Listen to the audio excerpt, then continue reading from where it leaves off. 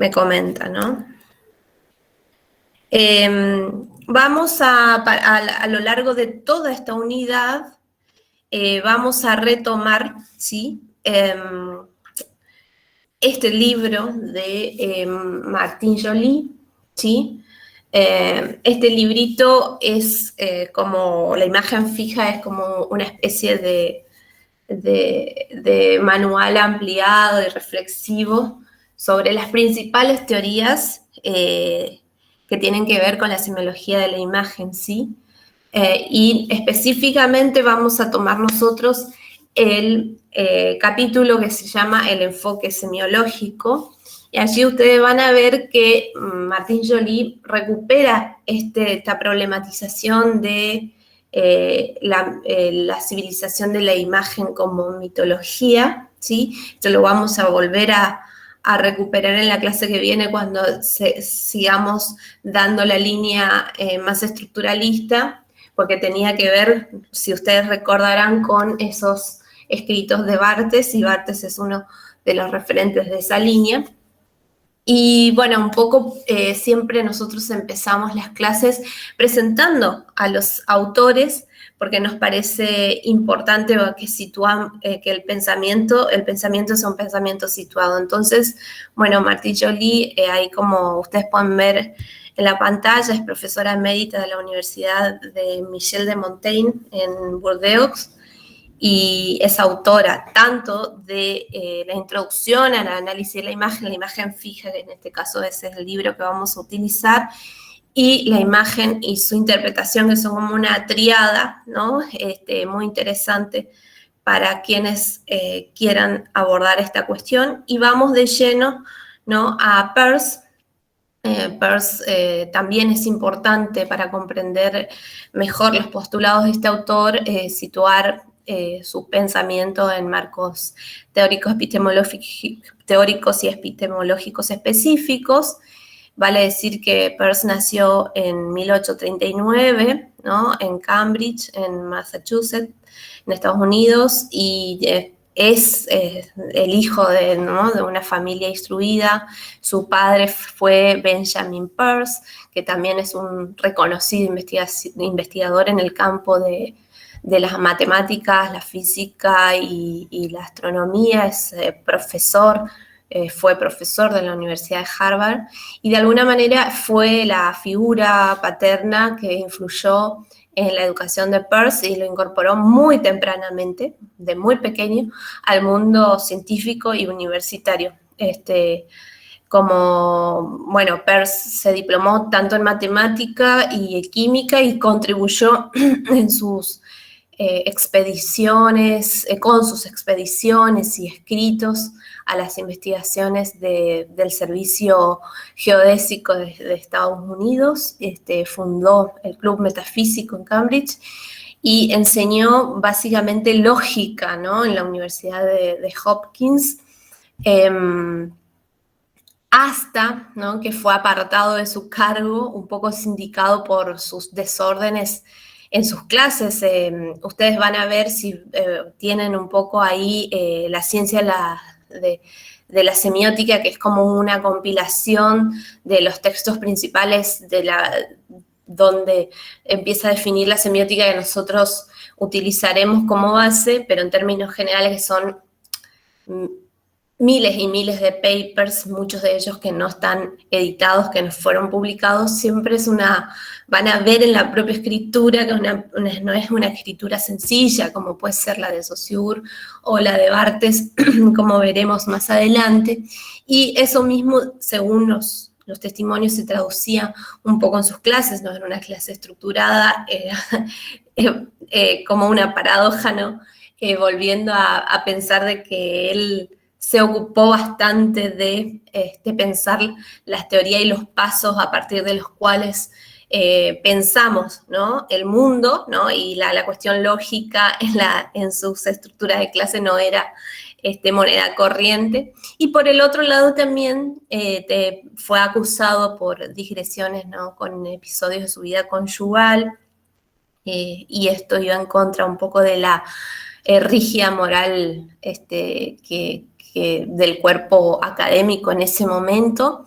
Un poco toda esa mezcla, ¿no?, de desbordes, de drama, entre lo íntimo y la cuestión vinculados a las clases, terminaron por convertirlo en un marginal, ¿no? Desde que fue apartado de su cargo, y él termina muriendo muy pobre, a causa de un cáncer que lo consumió, y su última compañera tuvo que vender sus escritos por muy pocos dólares para pagar su entierro.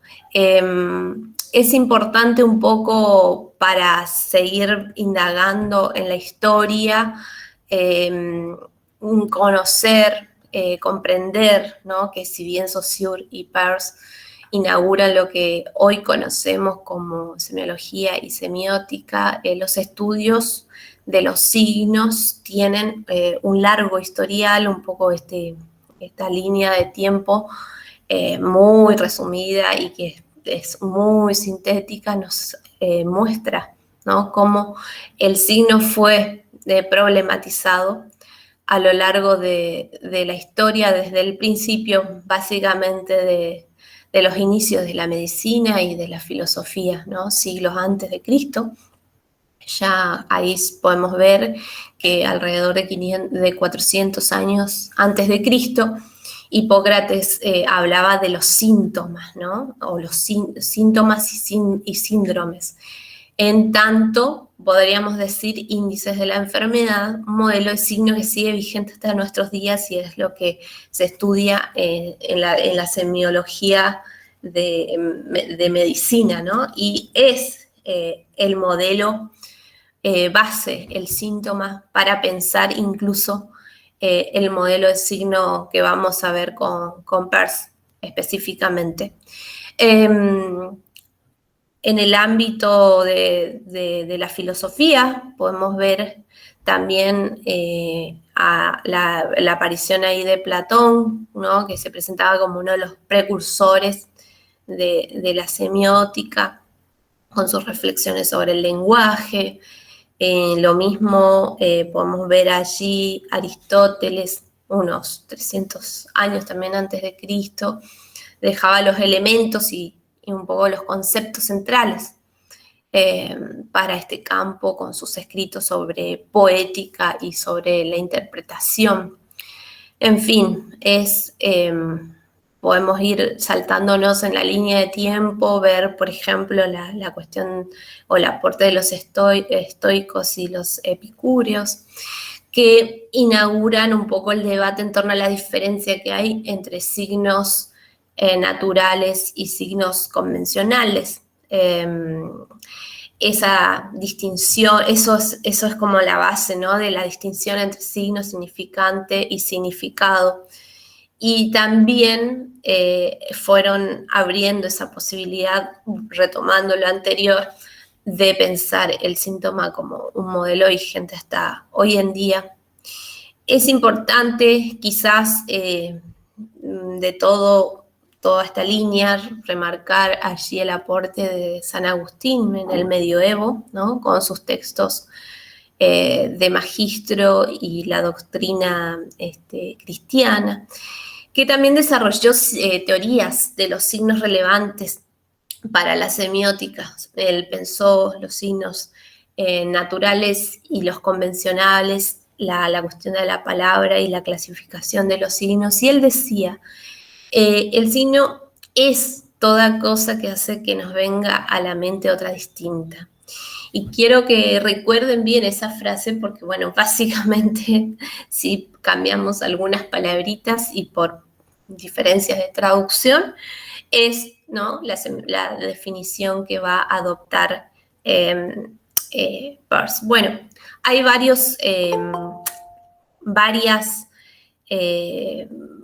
influencias, específicamente en el caso de Peirce,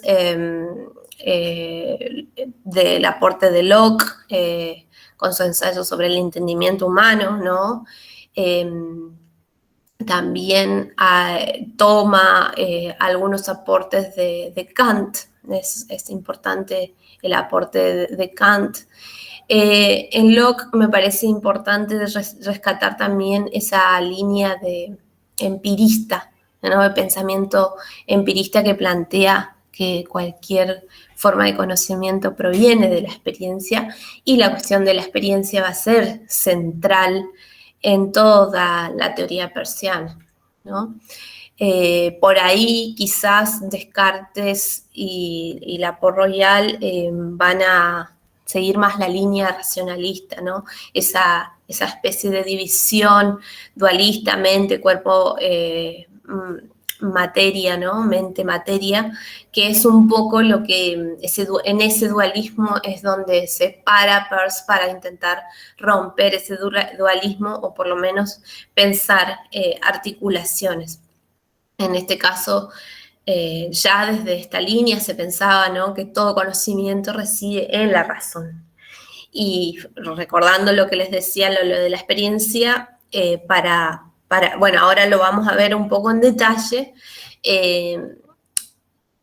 Esto sería una cuestión más que preestablece la cuestión de la experiencia, y no es así en el caso de la teoría persiana. Bueno, vamos a avanzar un poquito más en el pasaje del siglo XIX al siglo XX. Vamos a encontrar, como un poco decía, ¿no?, Nicolás Casullo, este contexto marcado, ¿no?, por una especie de aceleramiento de la historia. Decía él, seguramente lo habrán leído en Historia del Arte, si aún sigue siendo la bibliografía recomendada. Un aceleramiento que se da todo en el plano de la estructura productiva, como en el campo de las ideas. También se asiste, ¿no?, él va a decir, al surgimiento de un nuevo actor, la masa, con ideas y acciones que configuran las grandes revoluciones políticas, sociales, culturales y estéticas, ¿no? Como ustedes sabrán, allí un poco esto les sirve de contexto a Casullo para hablar específicamente de las vanguardias artísticas y estéticas y políticas que tienen toda esa articulación, no solamente son artísticas. Un poco vamos a ver también un periodo muy influenciado por la lógica moderna. Está las matemáticas con Frege, la teoría de la relatividad, ¿no?, con Einstein, el psicoanálisis con Freud. Un poco todo ese momento va a ir configurando, ¿no?, el contexto de surgimiento de la semiología y la semiótica. Hay un auge, podríamos decir, del positivismo en la ciencia, y hay esa necesidad de conformar disciplinas científicas con pretensiones de marcos, métodos empíricos formales y objetos de estudios bien definidos. Esto es algo muy propio de ese pasaje del siglo, y por eso es que vamos a ver que tanto en el caso Saussure como especialmente en el caso de Peirce, van a estar muy abocados a pensar la nueva disciplina, ¿no?, la disciplina de la semiología general por un caso y la semiótica por el otro. Esto, si nosotros nos vemos desde la actualidad, está en discusión, ¿no? Ya en nuestra misma carrera, ¿no? Desde el primer año nosotros debatimos si la comunicación puede ser entendida en términos de lo que se entendía como ciencia y como disciplina a principios del siglo XX, como una disciplina. O sea, la pregunta es, ¿tiene marcos, fronteras hiperdefinidas, métodos formales que son propios y solamente de la disciplina? Cuando vamos a ver que en realidad nuestro campo, ¿no?, que un poco lo dice Barbero, es un campo de estudio transdisciplinar que va a abrevar ¿no? De distintas disciplinas que la precedieron, y también se va a proyectar, y justamente sus límites difusos van a poner en discusión todo esto, ¿no? Tanto la pretensión de un marco específico como también de un método específico, y vamos a empezar a pensar de otro modo de cómo en realidad es la mirada la que, o sea, la cuestión del objeto de estudio. ¿Cuál es el objeto de estudio de la comunicación? Y bueno, y en ese inicio del surgimiento de los estudios a principios del siglo XX, entre la sociología, la propaganda política y demás, un poco se empezaba a definir y a pensar incluso, ¿no?, en nuestro campo, a los medios de comunicación como el objeto de estudio, cuando vamos a ver que todas las teorías que vienen después un poco ponen en discusión eso, ¿no? Para pensar, ¿no?, en los procesos y las prácticas comunicacionales en sentidos más amplios, factibles de ser construidas por la mirada como objetos de estudios de la comunicación en ese caso. Bueno, me fui un poco, pero vamos a tener estas dos líneas entonces que van a surgir en ese contexto. Es importante remarcar que no, los estudios de los signos no escapan a las pretensiones de ese contexto, pero nosotros hoy actualmente, y debido a la complejidad de los procesos sociales que nosotros analizamos y situados en la carrera de comunicación, no podemos pretender agarrar, por ejemplo, un método, por ejemplo, de la semiología estructuralista y aplicarlo a un recorte objeto de la realidad como... y que, bueno, decir, bueno, estoy haciendo un análisis semiótico o semiológico desde la perspectiva de la disciplina de la semiología, primero porque se nos escapa de allí la mirada comunicacional de entrada, ¿no? Entonces, básicamente, insisto en esto porque nosotros entendemos que la semiología brinda herramientas, ¿no?, que tienen que ser factibles de ser articuladas con herramientas que vienen de otras disciplinas para abordar la complejidad del proceso, de los procesos que nos atañen a nosotros en el campo de la comunicación. Bueno, básicamente en este contexto se definen estos contornos, ¿no?, de la semiología por la Escuela Europea, con Saussure, que vamos a ir viendo y retomando luego, y la semiótica, que como un poco decía Peirce, es otra forma de llamarle a la lógica. Y vamos a ver que conciben las teorías de los signos desde perspectivas diferentes. Una anclado en la lingüística, y es importante quizás señalar que si bien Saussure es parte de la lingüística, ya él aventuraba y pensar de que ese texto que nosotros, el curso de semiología general, que nosotros tomamos como base, que seguramente lo vieron en lingüística textual, era una clase, ¿no? Una clase magistral que abre un campo posible, y él pensaba, ¿no?, a la lingüística como que sería parte de la semiología general. Esto lo vamos a retomar con Barthes, porque hay como una distinción en el pensamiento de qué forma parte de qué cosa, ¿no? Bueno, básicamente, como ustedes saben, un poco Saussure es el padre de la lingüística moderna, y está orientada, ¿no?, al estudio de la lengua y específicamente la descripción de la estructura y el funcionamiento del signo lingüístico, mientras que la semiótica, esta semiótica de origen anglosajona, con Peirce, prácticamente da lugar, ¿no? Peirce es el fundador de la semiótica pragmática moderna, con una matriz lógica y filosófica.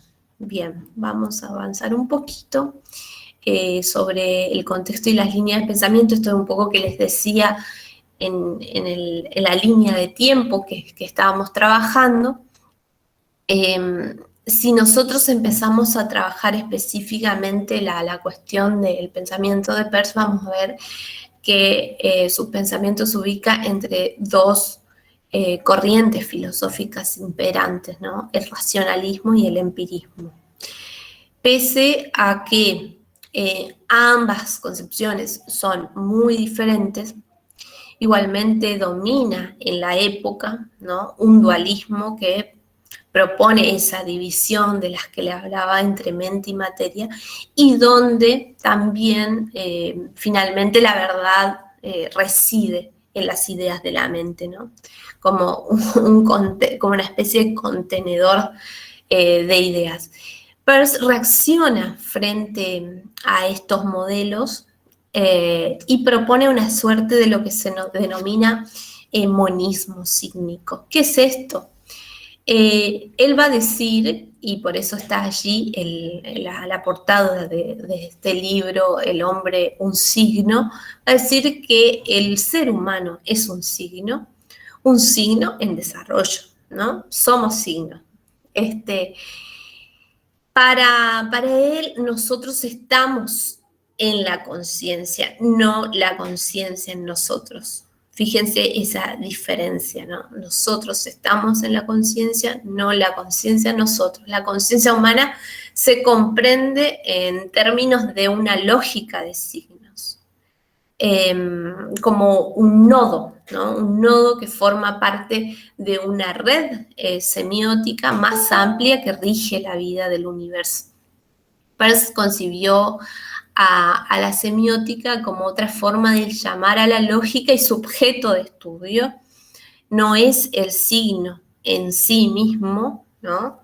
Como por ejemplo el signo lingüístico, caso y su relación con el sistema de la lengua, en el caso de Saussure, como veremos más adelante, sino la acción de los signos.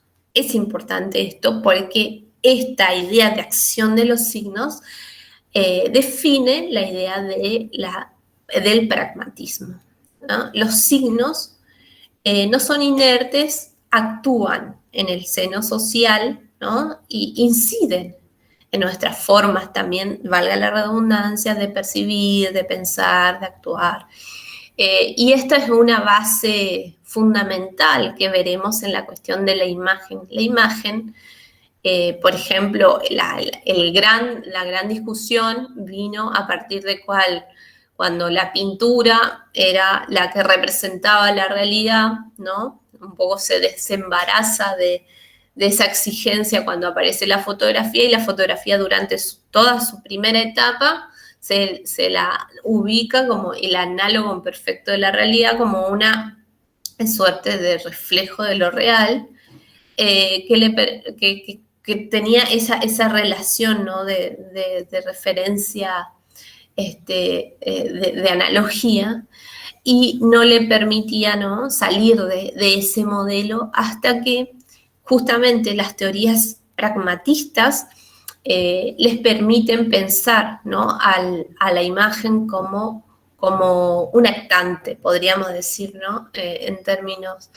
de los actos perlocutivos, que también lo habrán visto en materias anteriores, ¿no? Y entonces vamos a ver que no solo la imagen, incluso la fotografía, que tiene gran relación de relación motivada, va a decir, ¿no?, Barthes, con lo que representa o con lo real, en realidad es más que una representación, es una presentación, y se presenta la imagen ante la mirada, se presenta a sí mismo, y en la relación con la mirada a construir la realidad. Y esto tiene que ver también, si lo pensamos en sentidos mucho más amplios, con la noción misma que pensaba y que piensa y que vamos a ver más adelante, retomando un poco las teorías que venían viendo, la noción del discurso como acontecimiento que plantea Perón, ¿no?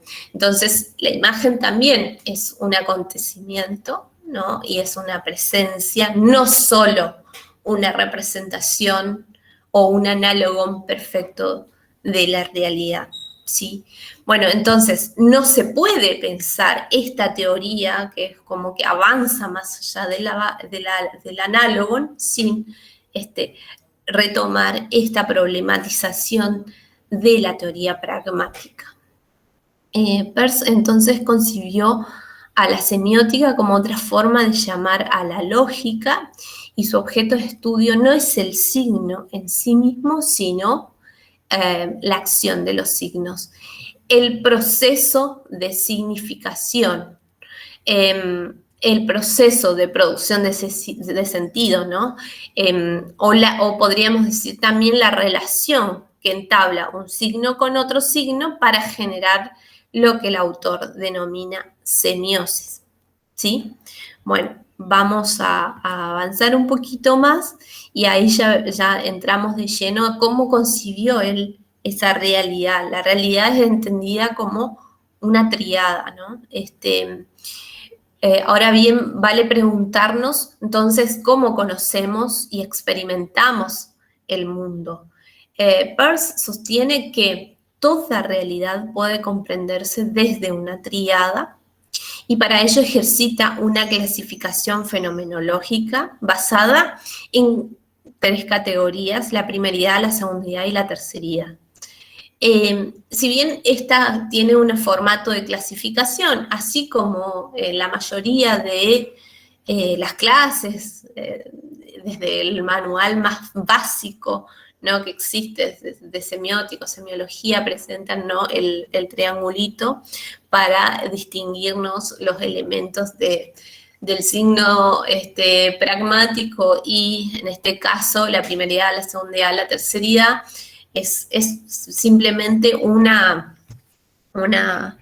herramienta didáctica, pero esto se va dando, se articula muy rápidamente y no hay como una división muy tajante, por eso por ahí queda compleja cuando uno lo explica, pero la única manera, ¿no?, de explicarlo. La primeridad es el orden del sentimiento, es esta impresión primera, es la posibilidad antes de la concreción, ¿sí? Comporta, va a decir Peirce, fenómenos del orden de las cualidades, las potencialidades.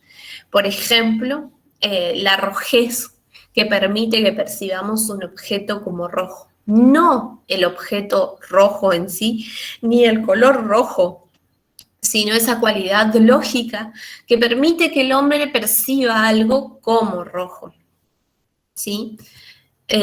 La segundidad, por su parte, va a referir ya a la concreción experimental de la primeridad.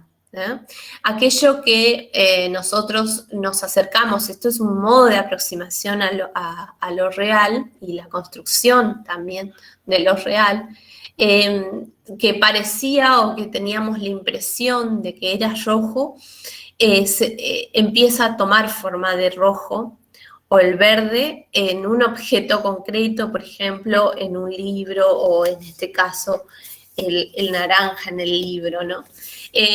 Implica el enfrentamiento entre dos cosas, es el orden de lo existente. Si aquello, la primeridad era una posibilidad, esto ya es el orden de lo existente, es decir, lo concreto. Peirce pone como ejemplo la sensación de oposición que sentimos cuando empujamos algo, ¿no? Cuando tocamos algo, lo segundo es el enfrentamiento de dos fuerzas. Esto también tiene que ver con cuando percibimos, cuando tocamos y cuando logramos definir, ¿no?, la forma a partir del tacto. La terceridad, sin embargo, designa la relación, ¿no?, que se establece entre lo primero y lo segundo. Estos son pasos de la lógica que se dan muy rápidamente y que genera repercusiones infinitas, ¿no? Y producen las ideas primeras y más desarrolladas. Entonces, en esa relación que une lo primero con lo segundo, podríamos establecer la ley, ¿no? La ley por ejemplo, en las palabras. Decir, este objeto es rojo, este libro es naranja, ¿no? Es anaranjado. Es una tercera cosa que pone en relación las otras dos. Por ejemplo, el pensamiento relaciona dos objetos al compararlos. Es del orden de la ley, la regularidad, ¿no? El hábito. Yo siempre suelo poner como ejemplo una especie de metáfora de esos tres niveles para ejemplificar, ¿no?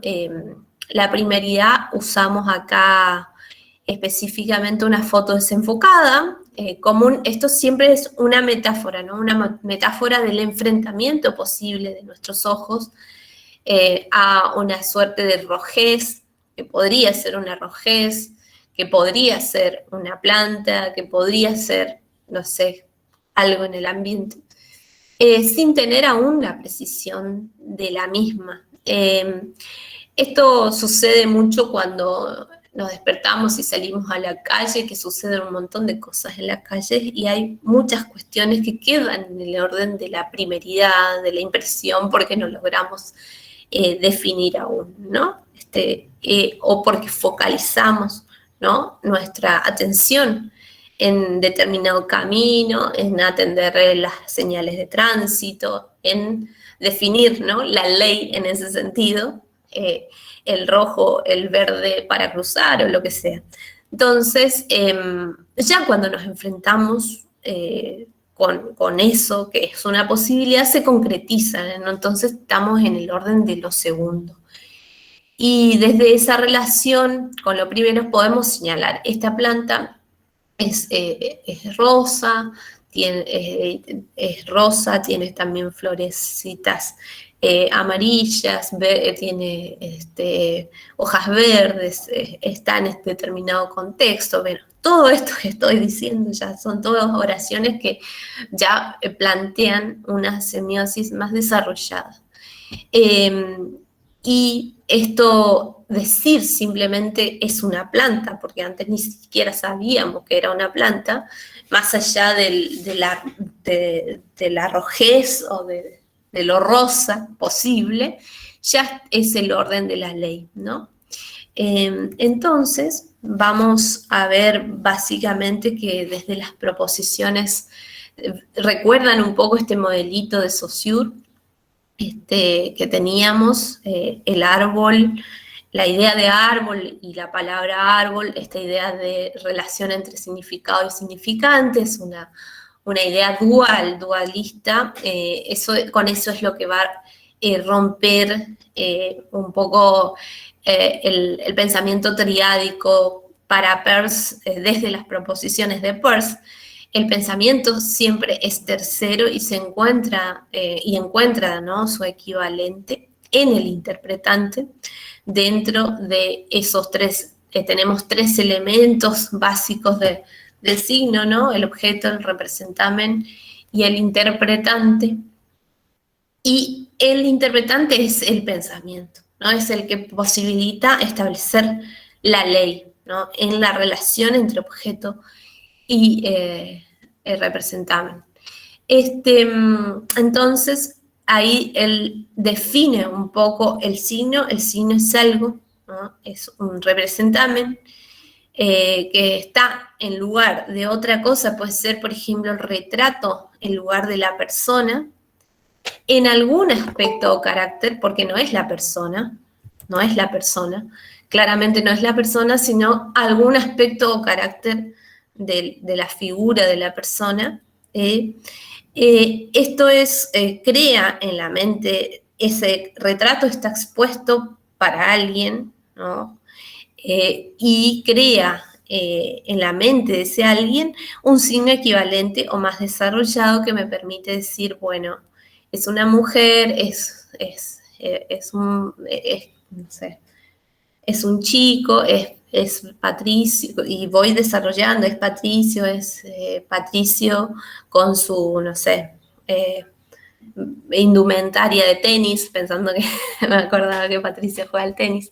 Bueno, entonces pienso, es importante ahí detenernos un poco en esta cuestión Fíjense que hicimos toda una vuelta, quizás es aburridísimo, pero es importante pensar que el signo no es, bueno, esto está compuesto por representarme un objeto interpretante sin entender toda la teoría fenomenológica, ¿no? De cómo pensamos, cómo experimentamos el mundo y todas esas etapas o pasos que damos están estrechamente vinculados, ¿no? Bueno, vamos a avanzar un poquito. Bueno, veamos un claro ejemplo del funcionamiento un poco de la semiosis. El interpretante es importante pensar, ¿no? Más allá del objeto, el representamen, el interpretante lleva consigo en sí un mecanismo autogenerador, ¿no? De sentido, que le lleva a desencadenar, ¿no? Relaciones ilimitadas con otros signos. Por eso es que ustedes van a ver en los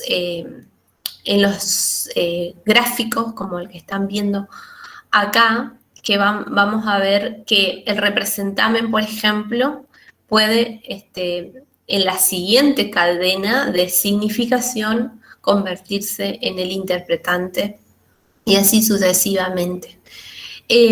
Vamos a ver algunos ejemplos prácticos. Por ejemplo, la fotografía de Peirce que estamos viendo acá está en lugar de otra cosa que sería la persona, que aquí la representamos con el nombre, pero es la persona, o sea, esa fotografía está en lugar del objeto que es la persona, ¿m? En este caso, no, el propio Peirce, y la asociación de ambos entre representamen y objeto, ¿no? Da lugar a una idea posible que me surge, que puedes decir, bueno, Charles Peirce, primero, ¿no? Incluso decir fundador de la semiótica pragmática, porque ya tengo elementos de contexto, nos lleva a, ya sería como una interpretante más desarrollado, diría el propio Peirce. Pero esa oración, ¿no? Que se generó en la mente, Charles Peirce, fundador de la semiótica pragmática, este interpretante, ¿no? Se transforma a su vez en representamen, ¿no? En una segunda cadena de asociación que va desplegando, ¿no? Otras repercusiones en la mente, como puede ser la identificación de Peirce como fundador de la semiótica pragmática en la imagen de los volúmenes de los collective papers, que son los que reúne toda la obra, ¿no?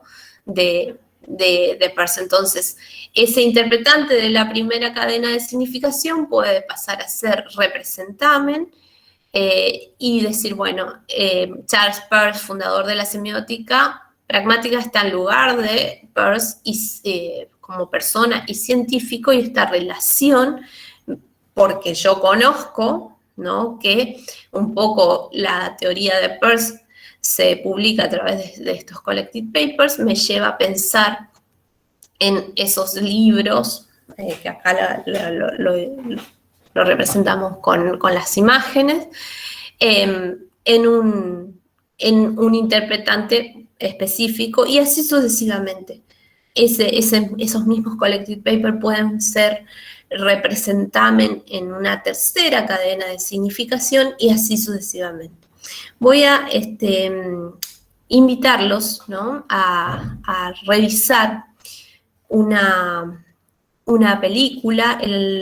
Vamos a ver si podemos, si se escucha, porque me gustaría que lo revisemos aquí ya para poder analizarlo brevemente, porque esas relaciones, ¿no? Esas repercusiones van a generar, o la relación de un signo con otro va a generar la semiosis, o lo que llama Peirce la semiosis, y esa semiosis es, ¿no? la base del pensamiento simbólico que nos caracteriza, ¿no? a los seres humanos, y me parecía muy interesante revisar 2001, la Odisea en el espacio, porque es una película que plantea la discusión de la teoría de la evolución y también de los signos. Esta obra de Stanley Kubrick, también ustedes quizás la recuerdan, si no les invito a revisar. Quienes las hayan visto seguramente van a recordar que se trata un poco, la trama es la evolución de los primates o de la primera fase de los primates a la evolución o el despertar del hombre, y a su vez todo el desarrollo tecnológico centrándose la historia, ¿no? en el desarrollo de este ordenador HAL 9000, que es como uno de los protagonistas. Pero también seguramente la van a recordar porque Kubrick, a quienes les gusta el cine, imagina a partir de esta película y la materializa, una de las elipsis quizás narrativas más importantes y geniales de la historia del cine, de ciencia ficción, específicamente para unir ese primer mundo de los primates y el hombre lanzado a la conquista del espacio, ¿no? A través de este desarrollo tecnológico. Entonces vamos a ver ese pasaje. Voy a invitarles a ver si podemos revisar un poquito. Vamos a dejar de compartir un poquito de pantalla, a ver si quienes están en la sala quieren comentar qué vieron, qué signos, qué símbolos, qué relaciones observaron aquí. A ver si quieren activar un poco sus micrófonos y pantallas.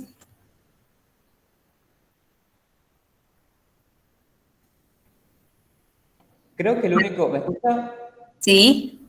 Buenas, profe. Creo que el único signo bueno que yo pude percibir es el tema de cuando creo que es chimpancé, es un gorila, no sé qué, cuando este animal estaba golpeando con un hueso a otros huesos, pensando, imaginando que era un animal vivo, quizá un enemigo de ellos, y como que estaba envalentonado, digo, vengándose del animal.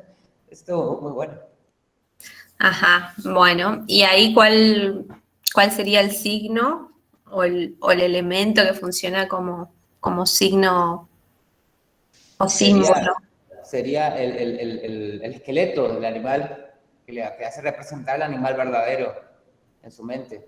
Como usted explicó hoy con el caso de Pierce, dijo la fotografía de Pierce, no es Pierce, pero me representa un aspecto de él en mi mente. Creo que eso es. Ajá, a ver, ¿quién más? Creo que es esa la noción de que es algo que está en lugar de otra cosa, o sea, es un hueso que está en lugar del animal. No sé qué animal era, supuestamente eso no la capté muy bien. Profe, Sí. permiso, voy a dar mi opinión así. Puede ser que el tema acá no sea el esqueleto del animal muerto, ya, sino el tema del hueso que el mono agarra. O sea, no sé si ahí se le puede dar una connotación nada más, pero utilizando un hueso como una herramienta o un arma inclusive, porque después creo que lo liquida uno con ese hueso. Entonces, bueno, por ahí puede ir la mano para mí. Bien, también, sí. Es lo anterior y es esto también. Pero ¿qué desencadena todo esto? Porque primero estábamos pasando los días en ese espacio, sí, Ren, abrí nomás el micrófono y habla. Buenas. Creo que también se ve como una contrastación entre lo que era lo primitivo y de repente lo tecnológico, que era como estar también en el espacio de la nada, como ese cambio de imágenes de una cosa a la otra. Ajá. Sí, ¿y cómo se da ese paso? ¿Reconocieron la elipsis que les mostré a partir del lanzamiento de ese hueso? Y un poco hablando en relación a lo que comentaban los compañeros, el esqueleto que está en lugar del animal, ¿no? Del cuerpo del animal, un poco, no solamente está en el lugar, sino se articula a través del montaje, ¿no? Corte, montaje, cae el animal con el peso y todo. Pero claramente entendemos, ¿no? Como contrato de lectura a los espectadores que eso está ocurriendo en la mente del primate, ¿no? Pero ¿qué pasa con esa elipsis, ¿no? La elipsis digo porque salta del momento inicial del despertar de la evolución del hombre a ya un momento de la evolución donde ya está desarrollado este ordenador y esta navegación en el espacio, ¿no? Y bueno, a ver qué más vieron. Antes de llegar ahí, ¿qué desencadena todo? Jessica. Hola, ¿me escuchan? Sí. Hola. Bien, ¿cómo están? Buenas tardes. Y desde el principio, primero lo que se puede notar, digamos, es cuando están en la cueva, los simios, están en la oscuridad. Luego ven como el sol, digamos, de a poco va saliendo. Entonces yo creo que eso también es un gran signo porque el sol tuvo que ser un gran protagonista para que ellos pudieran salir de esa cueva en la cual estaban, pudieran encontrar esos elementos como por ejemplo lo que es el hueso con el que empezó, digamos, a tomar contacto, donde pasó esa transformación del esqueleto con el animal. Después yo creo que algo importante es en el tema de que ellos encontraron también la comida y el tema de la carne, empezar a comer, empezar a ver, a despertarse, a interactuar entre sí. Después eso es lo que conlleva a una pelea, ¿no? Entre ellos, en lo que después llegan a matar a uno de los simios. Y después el tema del hueso, también como dijeron mis compañeros, que se remonta ya a lo que es la nave, a la transformación, a la tecnología. Y después inclusive creo que se ve también al final el tema de la aviación, de un avión, en donde una persona, digamos, está dentro de un avión viajando por ese mismo elemento, por el avión. Bien, bien. Hay varias cosas ahí. Sí, forma parte de la semiosis. Decir, ¿no? Que el elemento de la carne surge a partir de que los primates se dan cuenta de que pueden utilizar ese hueso como herramienta para matar a otros animales y a partir de allí comienza a consumir carne, ¿no? Uh-huh. Y ahí también empieza el tema de la pelea, el terreno, el liderazgo. La disputa por el territorio.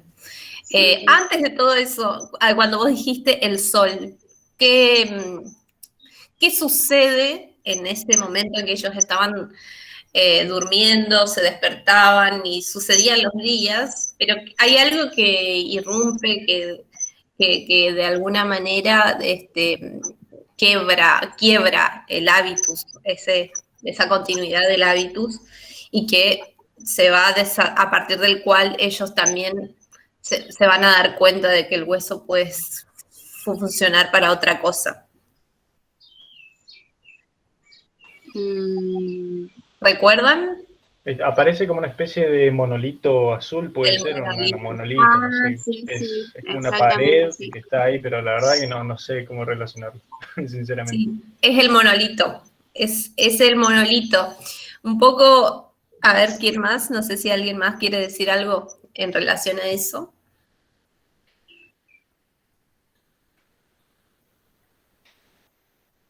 Justamente lo que vamos a ver es que van pasando los días, ¿no? Amanece, oscurece, etcétera. Pero el monolito y el espacio era el mismo hasta que aparece algo que es un otro, ¿no? La otredad en ese espacio que era de esta comunidad de primates. Y ese primer monolito, que es de piedra negra, ¿no? Que aparece, que luego en relación con otros monolitos a lo largo de todo el film, si pueden revisar después todo el film, se puede interpretar, ¿no? La relación entre monolitos como símbolos, ¿no? De la inteligencia humana y cómo la relación también va marcando la evolución, así como podemos marcar la evolución entre el hueso, la nave y el último elemento que apareció que era la lapicera, ¿no? ¿Recuerdan la última parte de esa lapicera cayendo también allí? En esa primera instancia, digamos, podemos decir que el monolito nos permite observar cómo los simios se enfrentan con lo desconocido, ¿sí? Y eso genera un sentimiento, el orden de la primeridad de la que hablaba, de la que habla Peirce, ¿no? El primer paso, el orden de la primeridad, los conducirá a un sentimiento, a una curiosidad, a un incluso miedo de no saber qué es, porque hay algo que irrumpe en su cotidianidad. Un poco lo que pasó cuando no sabíamos qué era el coronavirus, ¿no? Y cuando empieza a suceder cosas, pero estamos ante algo que genera sentimientos, pero todavía no podemos racionalizar, ¿no? Su exploración, ¿no? Que pone en pantalla incluso a partir del manoseo, ¿no? Ese manoseo del monolito, les va a abrir paso luego, ¿no? a la terceridad, es decir, al entendimiento. Primero tener esa sensación de sentimientos, después manosear, después ver de que no produce daño, por ejemplo, de comprender toda, ¿no? en su morfología, pero también la inteligencia, podemos decir, el verdadero despertar, ¿no? del hombre, el pensamiento simbólico, volviendo a Peirce, se desarrolla recién cuando en la pantalla vamos a ver que el primate, uno de esos primates, se da cuenta. Y eso está marcado en el montaje y todo con la música, ¿no? Primero era el silencio, y ahí aparece de nuevo. La banda es sonora para marcarnos ese momento que marca un antes y un después, podríamos decir, el punto de inflexión.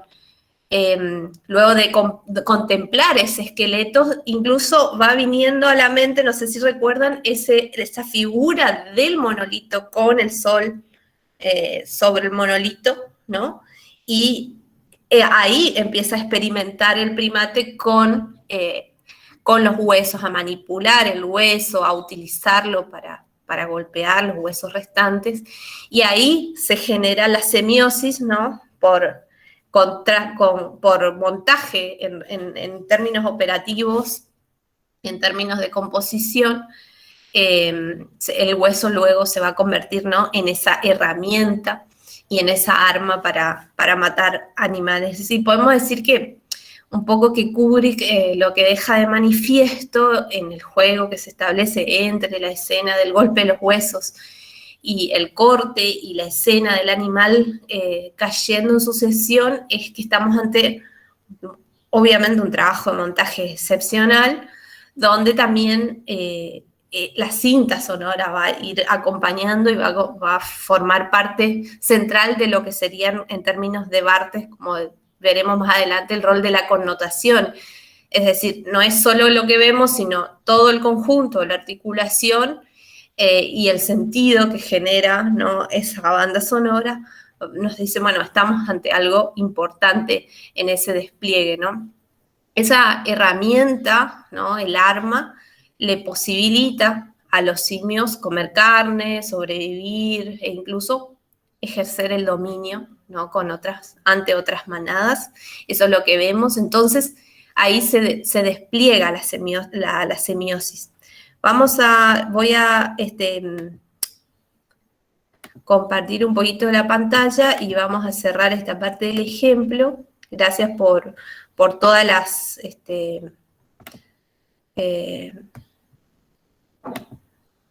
intervenciones que me parecieron muy atinadas. Se comprende, digamos, cómo el monolito, el hueso, el cuerpo del animal, el hueso como arma, el hueso lanzado al espacio, el hueso que tiene una relación de metonimia con incluso morfológicamente, no es una continuidad, claramente con la forma de la nave, a su vez adentro de la nave, con con la lapicera y así sucesivamente, va generando, ¿no?, una cadena de signos y símbolos y va generando lo que podemos decir la semiosis, en términos visuales, pero también en términos de connotación cultural, política, ¿no? Esto es importante. Entonces ahí lo que uno puede imaginar es no solo que el primate, digamos, descubre una herramienta, sino cómo el hombre en su primer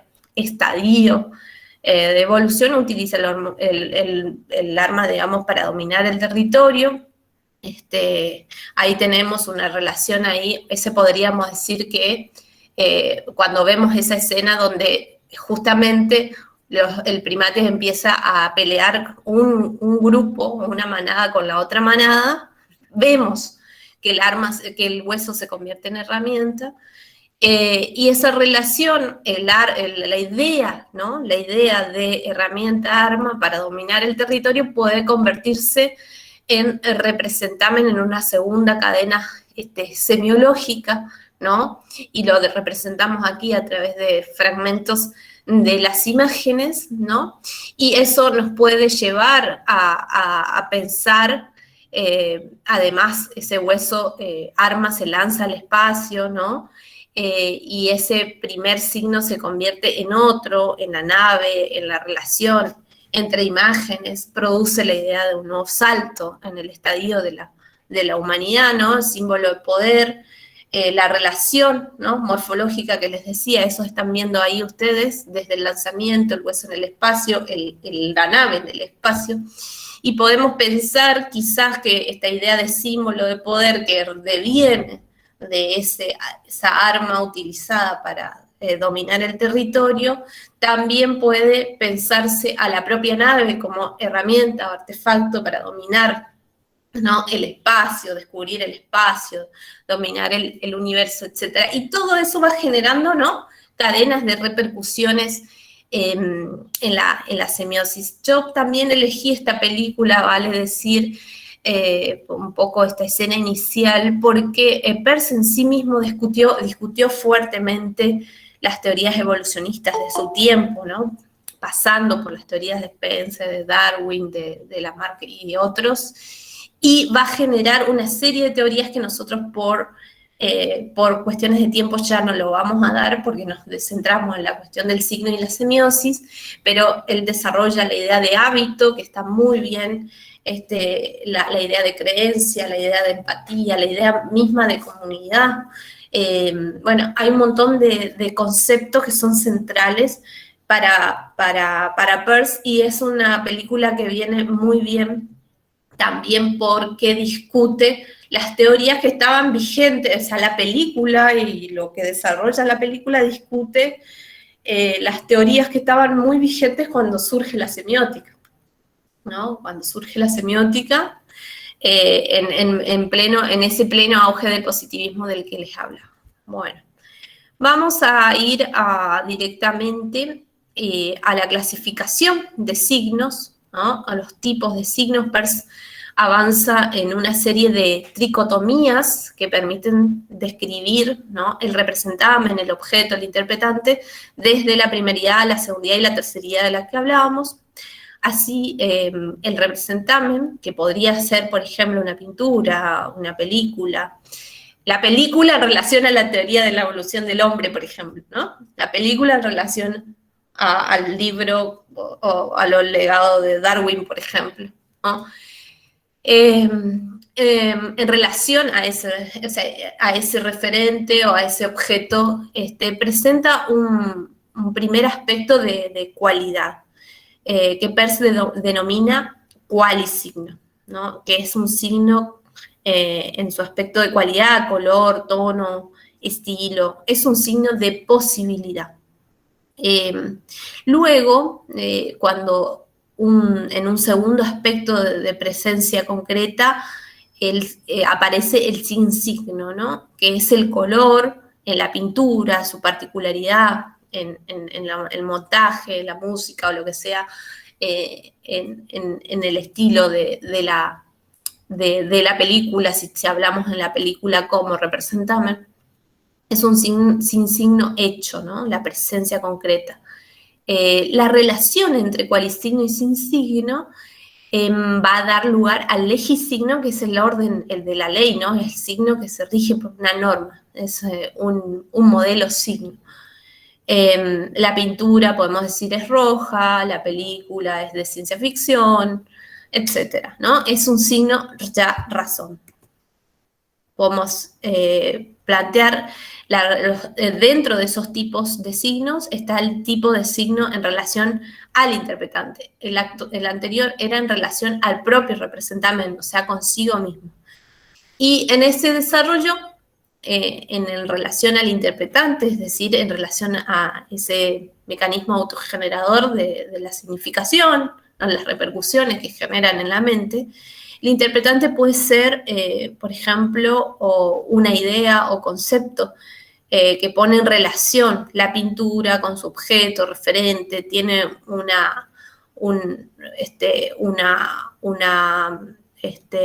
podríamos decir, una forma abstracta o general que Peirce llama rema, ¿no? Y refiere al concepto como posibilidad, un signo percibido en su forma abstracta general, un signo posibilidad. Luego el signo percibido, en la particularidad, podríamos decir, de una matiz o un aspecto, se denomina decisigno. Es un signo percibido en la particularidad, un aspecto, signo hecho. Y finalmente tenemos el signo hecho concreto que desencadena el argumento. Si es una idea sobre la pintura o sobre la película, logro percibir y comprender las reglas que componen para desarrollar este signo, que es el orden de la razón. Todo lo que nosotros hicimos hoy, la interpretación sobre la película, está en el orden del signo razón, ¿no? Básicamente. Y finalmente podemos, y acá nos vamos a detener, porque esto tiene que ver con el tipos de signo en relación al objeto, es decir, en relación a aquello que refiere, aquello que representa. La película en relación a la teoría, en relación a las discusiones de cómo se venía haciendo cine en ese momento, en el 68, cuando surge la película, y que plantea, o sea, qué disrupciones planteas, y cuáles son los elementos, ¿no?, en relación a ese objeto que van a aparecer, ¿no? Y ahí, finalmente decimos, ¿no?, que el representamen es un ícono, ¿no? Esa es la primera, en el primer eslabón, es un ícono cuando presenta una imagen formada a partir de una semejanza, ¿no? Vamos a ver un poquito de los ejemplos muy básicos. Se pierde parte de las características físicas del original, pero mantiene la relación de semejanza con lo representado. Ahí puede ser una pintura, puede ser también una fotografía, por la relación de analogía, tanto una pintura obviamente realista. Entonces, podemos decir también que el índice, a diferencia del ícono, es un signo formado a partir de un resto físico, y una relación de continuidad entre, por ejemplo, la huella en la arena es porque el pie estuvo ahí, ¿no? El humo es porque el fuego existió, digamos, ¿no? Y entonces se da una relación de continuidad, un resto físico. Y lo mismo, y esto quizás sea una de las teorías que más desarrolló y está en el centro del libro de la cámara lúcida de Barthes, cuando habla de la fotografía. Él dice que quiere buscar, digamos, cuál es la esencia de la fotografía. Y una de ellas, él va a decir, bueno, básicamente la fotografía es índice, es del orden del índice. ¿Por qué? Porque la persona, el retratado, o lo retratado, si no es una persona, puede ser un paisaje o lo que sea, estuvo ahí. Eso sucedía en el tiempo de las fotografías analógicas, ¿no? Ahora ya podemos montar, no necesariamente la persona, puedo hacer un retrato sin que el retratado esté ahí. en términos de la fotografía digital o la postfotografía como teoriza Fontcuberta, ¿no? Bueno, entonces, la fotografía, volviendo a lo anterior, es un icono, pero también porque tiene una relación de semejanza, porque, por ejemplo, en la fotografía de Marilyn, en relación al objeto representado, que es la propia Marilyn, hay toda una serie de morfologías, formas del rostro, todo que dice, bueno, sí, es Marilyn, hay una relación de semejanza, pero a su vez, en este caso, en esa fotografía, en ese contexto que se sacó, Marilyn estuvo frente a la cámara, entonces hay un resto físico, ¿no? Entonces es un índice. Esto es importante porque todo el tiempo hay como un debate cuando ya hablamos de las fotografías contemporáneas, las postfotografías o las fotografías ensambladas con otros medios, en qué medida o no la fotografía sigue siendo índice actualmente. Entonces eso es importante tener en cuenta todo esto para poder analizar luego esos ensamblajes más complejos, ¿no? Vamos a ver un poquito el símbolo, sin embargo, en relación a todo lo anterior, ya ha perdido por completo las características del original, es decir, no hay una relación de semejanza entre la idea de justicia y la balanza representada, no hay una relación de semejanza, de manera que la realidad se representa a través de rasgos que se asocian a ella mediante una convención social, ¿sí? Y está culturalmente aceptada. Pero para nada hay una relación de semejanza y tampoco necesariamente hay una relación indicial porque uno no fotografía la justicia, en este caso pensando en la fotografía de la balanza, ¿no? La justicia no estuvo ahí frente a la cámara y no hay un resto físico. Entonces, ahí vamos viendo las diferencias entre esos. Pero, sin embargo, también los signos, va a decir Peirce, los signos crecen, los símbolos en realidad crecen, nacen por el desarrollo de otros signos, en especial de los íconos. Es importante ver cómo cuando para que una idea cobre fuerza, y esto tiene mucho que ver con la publicidad, la propaganda y también la instalación de agenda mediática, las ideas tienen que tomar formas de íconos, porque el ícono es uno de los signos que más anclaje y actualización en la memoria colectiva tiene. Entonces es muy importante, quizás para las causas, quizás para las propagandas, encontrar una imagen, identidad, valga la redundancia, que no es solamente una idea, sino una idea plasmada en un ícono, que hace que ese ícono se reproduzca, ¿no? Y vaya adquiriendo materialidades diversas, ¿no? Y con ella, por más que pierda algún rasgo de la idea inicial, por ejemplo, pensando en la fotografía del Che Guevara, utilizaban diferentes materialidades y causas, lo que sea, hay algo de la idea de rebeldía, hay algo de la idea de revolución que sigue representando esa fotografía de Che Guevara, ¿no? Entonces, nacen por el desarrollo de otros signos, en especial de íconos o de signos mixtos que comparten la naturaleza de íconos, índices y símbolos, ¿no? En este caso vamos a ver que tenemos Marilyn, estas fotografías, pinturas, es todo eso, ¿no? Un símbolo, una vez que ha nacido, dice Peirce, se difunde entre la gente a través del uso y de la experiencia. Su significado crece. Bueno, vimos un poco esto.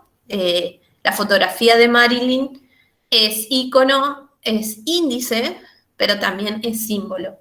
Particularmente ella es un símbolo, ¿no? De símbolo sexual, del cine, el símbolo pop, etc. Bien, hasta ahí llegamos. Díganme si tienen algunas preguntas, porque, y aquí ya voy a lanzar un poquito el primer parcial va a girar en torno a lo que dimos en esta clase. La escena completa de la película de Kubrick está en el aula cargada. ¿Por qué ya estamos lanzando el parcial? Nosotros vamos a tener una clase, siempre los parciales, esto es una lógica importante para señalar, a diferencia de los prácticos muy cortitos, como los que hicieron en el primer caso, que tenían una semana para desarrollar, todos los parciales vamos a tener 15 días para desarrollar. Según la agenda, tendríamos que estar entregando el parcial el 17 de septiembre.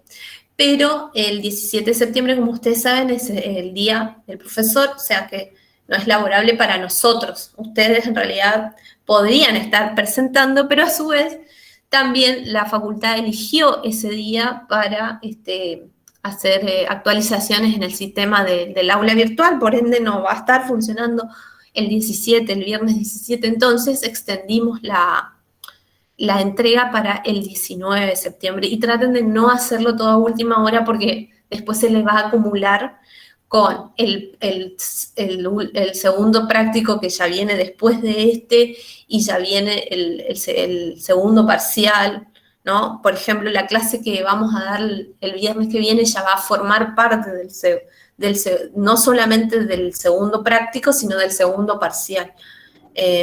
Entonces, profe, sí. Una cosita nada más. El lunes es 20, no 19. Ah, bueno, el lunes 20. ¿Sí? Sí, el lunes 20.